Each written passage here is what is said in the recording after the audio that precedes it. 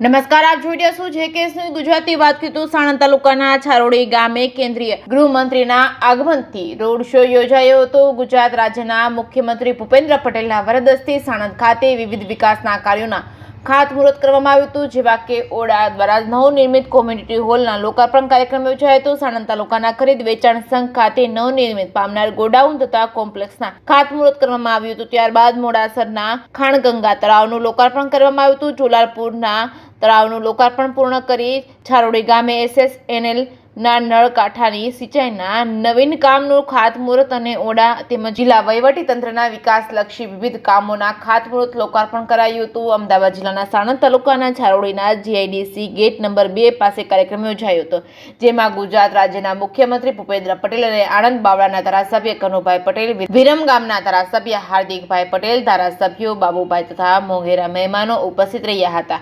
આગામી કાર્યક્રમ સ્થળે પહોંચતા પહેલા ભવ્ય રોડ શો યોજાયો હતો। આ કાર્યક્રમમાં કેન્દ્રીય ગૃહમંત્રી અમિત શાહે સિંચાઈ સુવિધામાં 1429 કરોડ ફાળવ્યા હતા। રિપોર્ટિંગ બાય અફઝલ ખાન પઠાણ સાથે બહેલોલ મલેક, સાણંદ।